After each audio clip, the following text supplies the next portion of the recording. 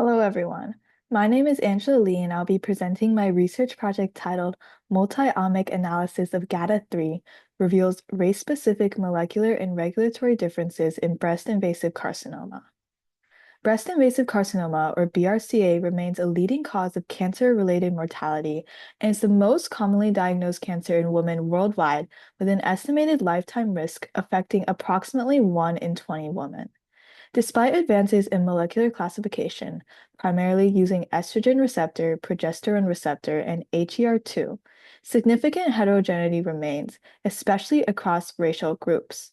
One key regulator in ER-positive BRCA is GATA3, a transcription factor critical for luminal differentiation and estrogen receptor signaling. While GATA3 is frequently mutated and often associated with favorable outcomes, few studies have explored whether expression or mutation patterns differ by race, despite known disparities in outcomes and biology. This study performs a multi-omic analysis to investigate how ancestry may shape GATA3 regulation, with the goal of improving precision oncology through ancestry-aware biomarker interpretation. Starting off with the methodology, this analysis integrates data from several public resources. From TCGA Firehose Legacy on CBio portal, I obtained GATA3 somatic mutations and mRNA expression. CPTAC provided protein abundance data via mass spectrometry.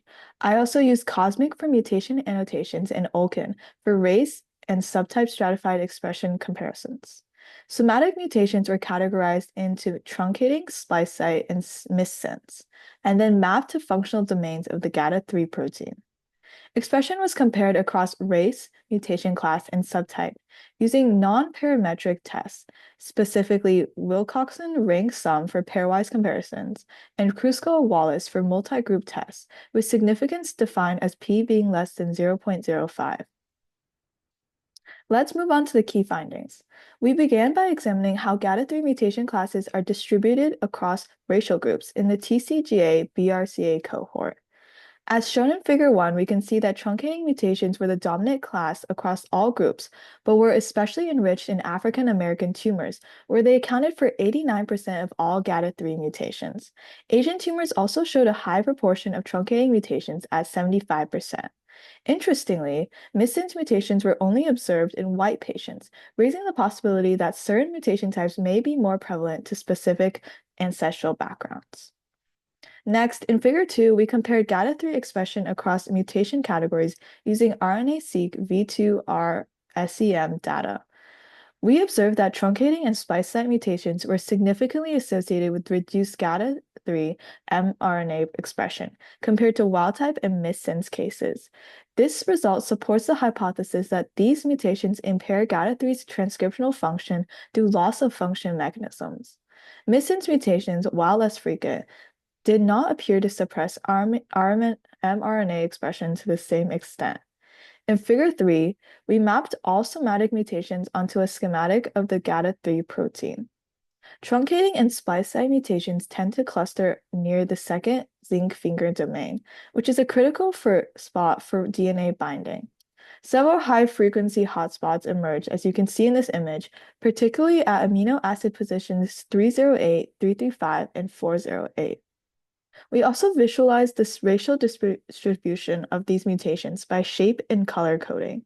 From that, we can see that the ancestry-specific mutational hotspots in functional regions of GATA3 potentially driving expression loss and supporting the idea that different populations may experience unique functional disruptions of GATA3. Next, we explored whether GATA3 expressions differ by race at both the mRNA and protein levels. In Figure 4, we show that African American tumors exhibit significantly lower GATA3 expression compared to Caucasian tumors, both for mRNA and for protein. Asian tumors also showed reduced GATA3 expression relative to normal breast tissue for mRNA and protein, but the drop was not as pronounced as African American patients. What's especially notable is that the mRNA protein discordance observed in African American tumors. Although transcript levels are low, protein levels are disproportionately lower, suggesting post-transcriptional regulation or degradation mechanisms may be at play, and that these mechanisms may vary by ancestry. Finally, in Figure 5, we analyzed GATA3 expression across molecular subtypes, again using both mRNA and protein data. As expected, luminal tumors exhibited significantly higher GATA3 expression compared to HER2 enriched and triple negative breast cancers in both plots. The protein trends match the mRNA, though not as dramatically, pointing to possible post-transcriptional regulation. These results validate GATA3's role as a luminal lineage marker and confirm its subtype specificity across both the transcriptome and proteome, especially its loss in aggressive ER-negative tumors. To conclude, GATA3 shows ancestry-specific patterns of mutation and expression in breast invasive carcinoma.